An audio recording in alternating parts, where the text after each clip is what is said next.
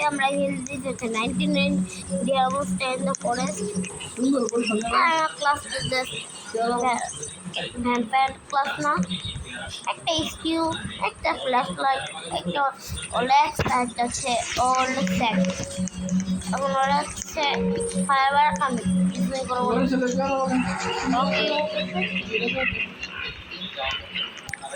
আমি বলি I didn't don't nothing now I don't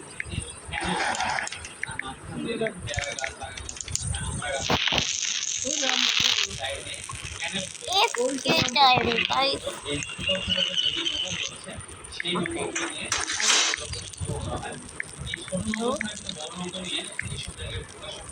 what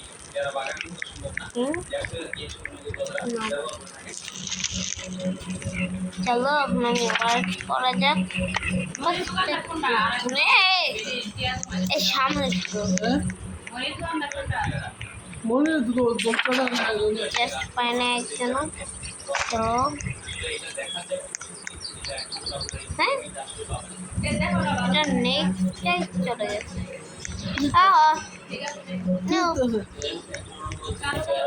ঠিক আছে আসতে কালো দিবে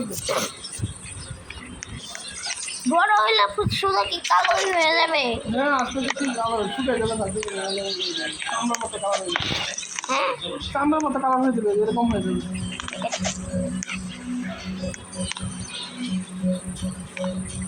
ভাই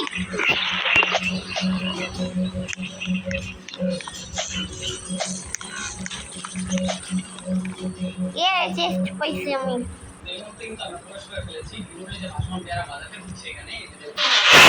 অনেক কথা বলছে কিছুই না এটা বুঝলে তো চলে গেল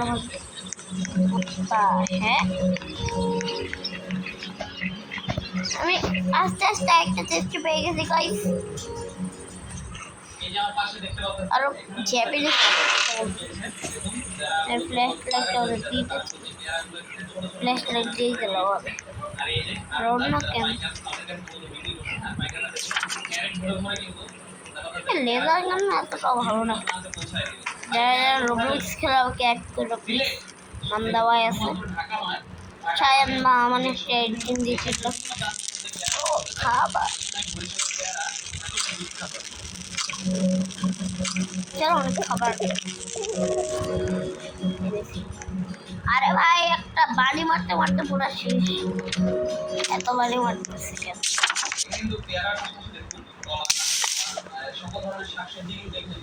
মানে এত সুন্দর হয়ে গেল মারতে হবে ব্যাগকে ফাঁক ফ্রেন্ড কোথায় লাগাস না ট্যাক্সি মুখে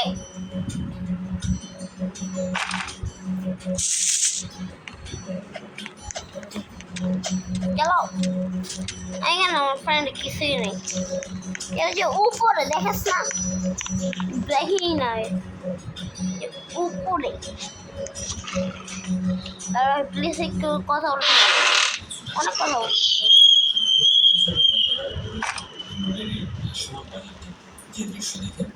আর উঠতে পারে না জাম্প করে সারা জীবন জাম্প করে রাখে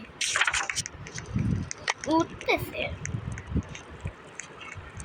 আমাদের ক্যাম্প ফায়ার লো আদা ঘুরতে বস কেন সব শুনবি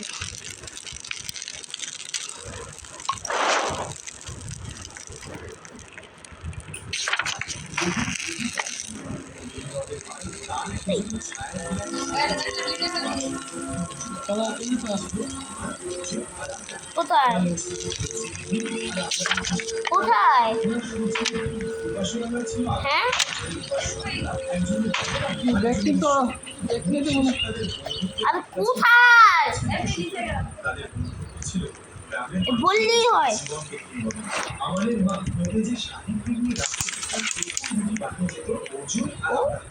গ্রামের মোড়ল থেকে শুরু করে সাধারণ মানুষ সবাই তাদের এই বন্ধুত্ব দেখে মুগ্ধ হতো।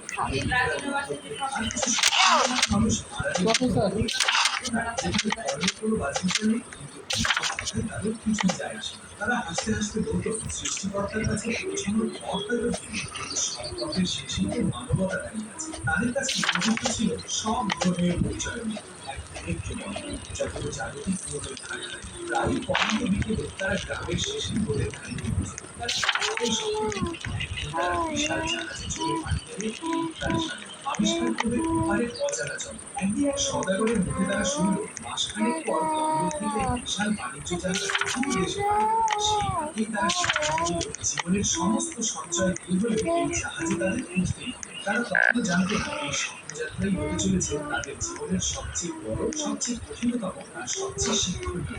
তিন বন্ধু তাদের জীবনের সামান্য সঞ্চয় আর করে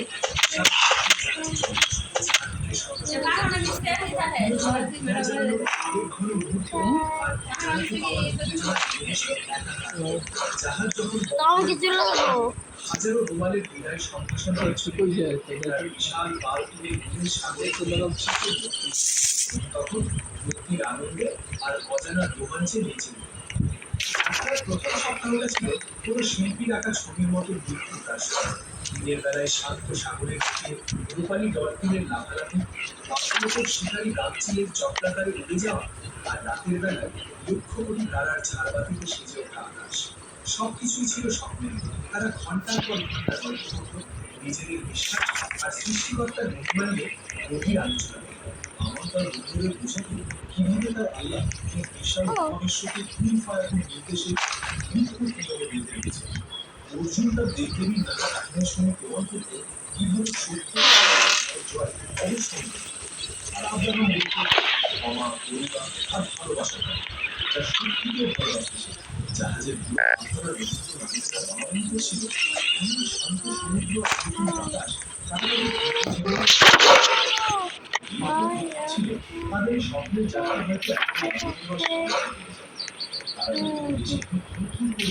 হয়তো নিজেদের ভাগ্য নির্ধারণ করে ফেলবে সেই পরিকল্পনার মধ্যে ছিল। দেখেছিল প্রকৃতি তার সবচেয়ে ভয়ঙ্কর রূপ দেখার আগে সবসময় তার সবচেয়ে সুন্দর আর শান্ত রূপটাই দেখা।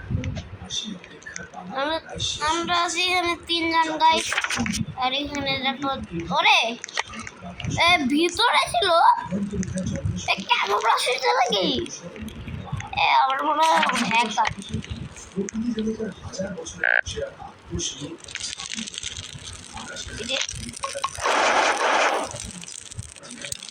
ভাবছিলাম আপডেট হয়ে যাবে।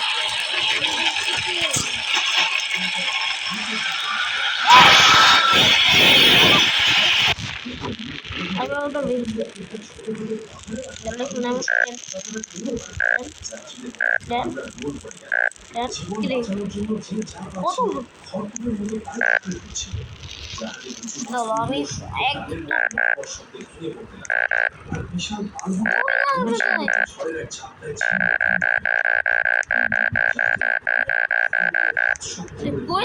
আমি এখানে সব স্বপ্ন এক মুহূর্তে এক ভয়ঙ্কর দুঃস্বপ্নে পরিণত হয়েছে। মৃত্যু যে এতটা দ্রুত আর এতটা কই লাগাবো গাইস, আমি জানি না এটা কই লাগাইতে হয়, কিন্তু এরা কিছুই করতেছে না। হারাই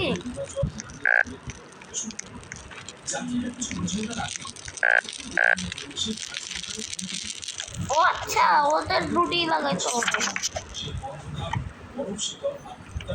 গাইস বাই বাই, আজকে আমাদের এই দুইজন আছে, আমি আজকে আর খেলবো না।